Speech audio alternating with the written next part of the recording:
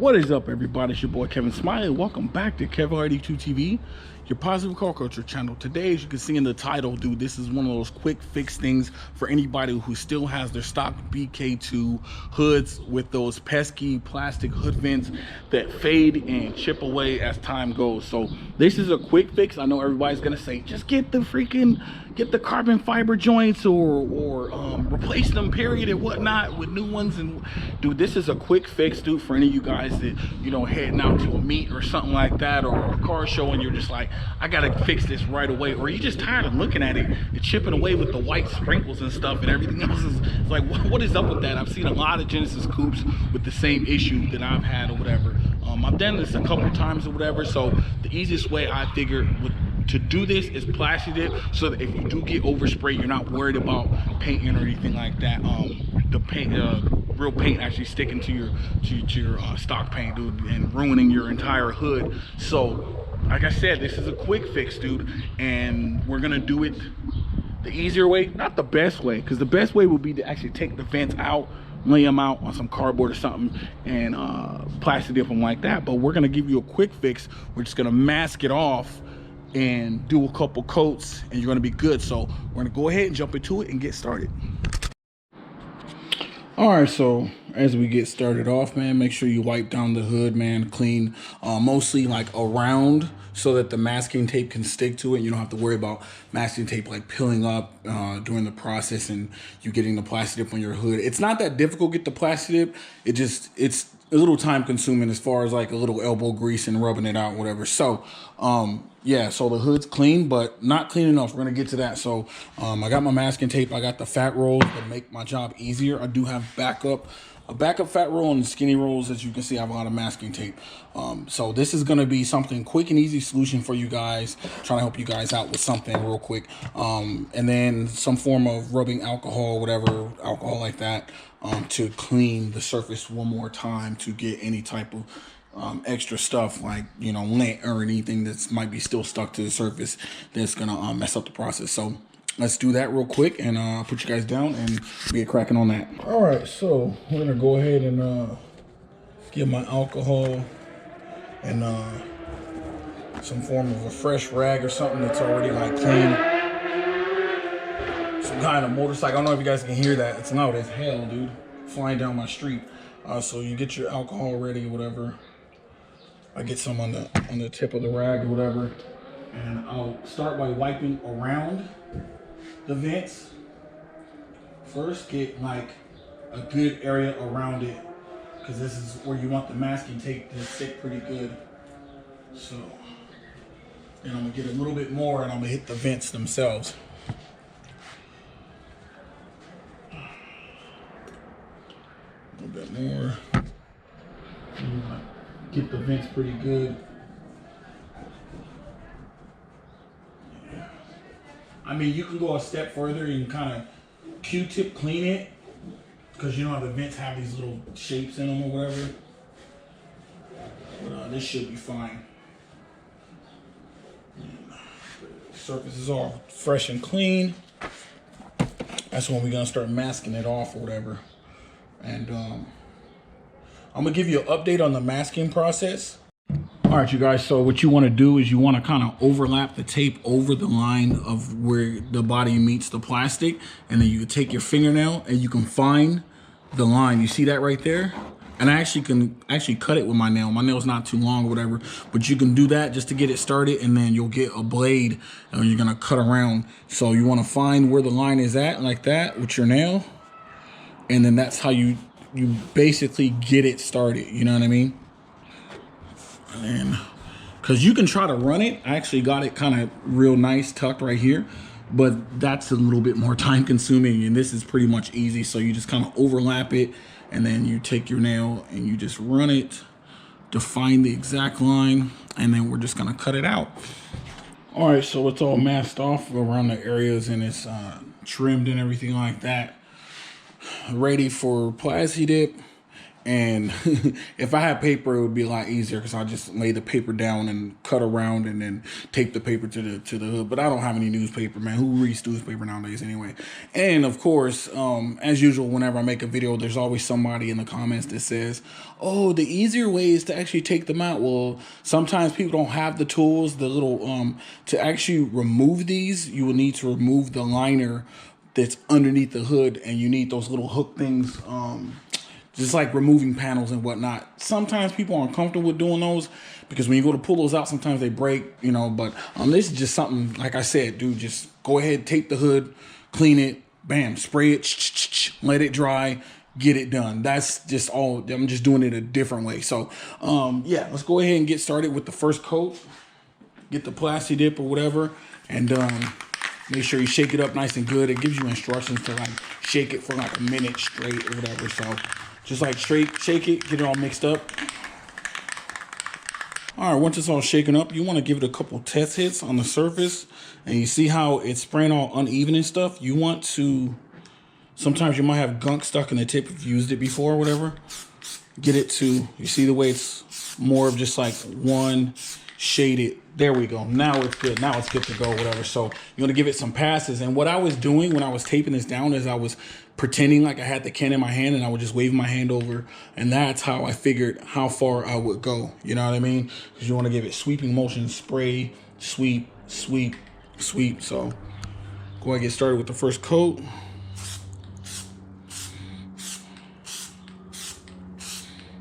And I'm no expert on this.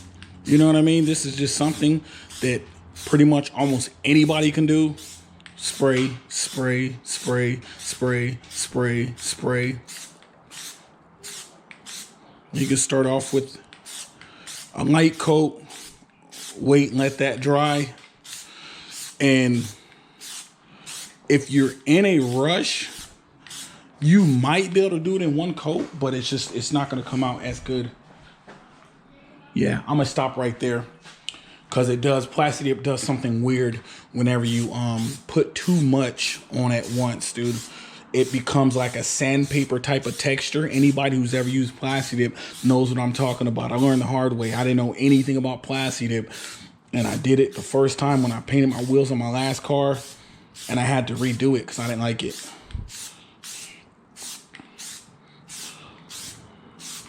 And that should be it for the first coat, whatever. I'm going to sit and let that dry. It says like 10, 15 minutes or whatever. So it all depends on you, whatever. I believe the instructions say like 15 minutes or something like that. So leave it up to you guys, whatever. That's the first coat. And then we're going to let it dry, come back, hit it with another one. So I'll just give you an update on the second or third coat. Okay, update. Just did the second coat. Not quite there yet. You see, you can still see a couple spots here and there. You can see the stuff in there. Second coat, let it dry.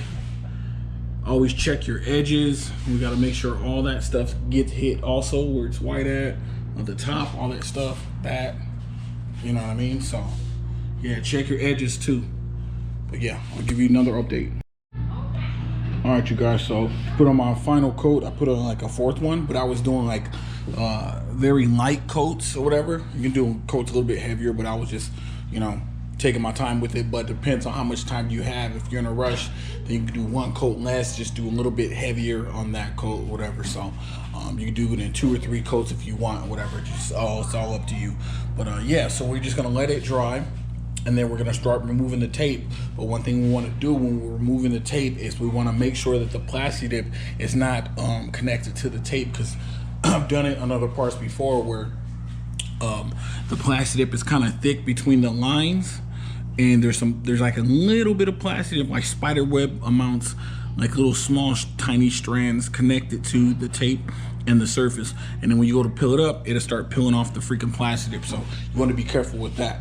We're gonna let this dry, and then we're gonna get to the final step. We're gonna run a small knife on the side of it. This one is perfectly fine. As you can see, there's a perfect separation, whatever, but you want to be careful with some of the, you see how the tape isn't perfectly edged off? That might actually be connected to the plasti-dip. So we're gonna do it carefully and let this last coat dry, and then we'll get to the final step of peeling the tape off. All right, right, so got the tape started, and then I'm gonna show you what I'm talking about. I should be fine, but you can see, if you look closely, you can see the way the plasti-dip, there was a little tiny strand that was still stuck to the piece, so you gotta kind of pull the tape up. You see the way the plasti-dip is coming up right there? Just make sure none of that is coming off of your panel, off of your piece. Otherwise, it's a pain in the butt to try to fix it. All right, so we're just gonna hit this right here. So far, I'm clean. Try to keep it that way. You don't want to undo your work by peeling it up too fast. Nice and clean.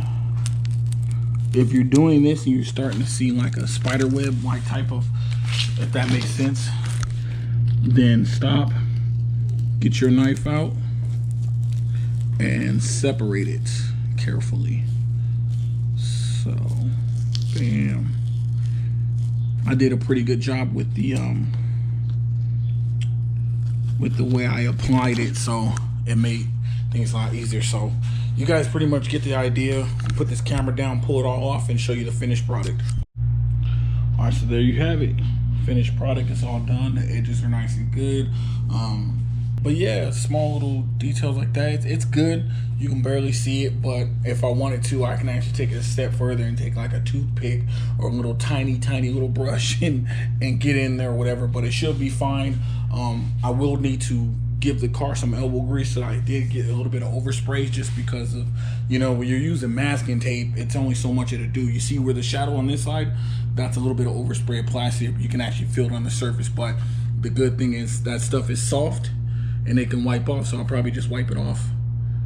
Just give it a little bit of elbow grease right now, soapy water or whatever, and just wipe it, and then feel your surface to make sure it matches with this side to that. You know, that's all it takes or whatever. So I'm just gonna wipe down the hood and everything like that. I don't want to get this wet. I want to let it completely dry overnight, give the car a full detail tomorrow, or at least a good wash or whatever, and dry and everything like that. And I actually am due for a detail with my homie JT or whatever. So yeah, I'm gonna hit him up. We're gonna get together and do a full buff, wax, the whole 9 yards, you know. So yeah, hope you guys enjoyed it, man. There's another small piece. I know a lot of people are gonna be like, well, yeah, you should just buy hood vents or whatever. I know I keep saying that, but no, this is just a quick fix for you guys, just to help you guys out. You might have just bought your Genesis Coupe and you noticed that the hood vents look all weird, chipped up and like white spots. You're like, what the heck is that? That's just the paint that they used on those hood vents, these fake hood vents. Basically just chips away after time. You know, it is what it is. So this is just a quick, easy fix. You can go a step further and paint them, take them out if you want to, but I'm just helping the people out with a quick fix just for now. So I am gonna get the carbon fiber ones that are vented and everything like that, but I haven't got those yet because I'm planning something special with my friend Christian. So I'm gonna keep it hush, man. We're gonna come up with something for you guys, dude. Just wait and see. Just wait and see. There's a reason why I haven't got the vented hood vents yet, but I will get them, and we're gonna come up with something for you guys. So yeah, hope you guys enjoyed the video. Let's go and wrap it up. All right, you guys, so that's going to be it for today's video. Hope you guys enjoyed it. Hope it was informative. Just another small piece to help you guys out, dude. I know a lot of people are going to be like, oh man, don't do that, you know, just buy the car. Like I said in the beginning, dude, this is just something to help you guys real quick, because I see a couple Genesis Coupes. I ain't gonna name no names, but I see a couple Genesis Coupes out there with the same issue I've been having. So yeah, this is to help you guys out. Just something real quick. Go get yourself a can of plasti-dip, some masking tape, and the rest is history. And hope this helped you guys. As usual, make sure you show support for the channel. Hit that like button, subscribe, notification bell, and grab yourself some Positive Car Culture merch. Link will be in the description. And yeah, that's gonna be it. Just remember, as I say at the end of all my videos, always see the glass half full, not half empty. Stay blessed, stay safe, and remember, legends live forever. Rest easy, Dustin Davis. Rest easy, my friend. Peace.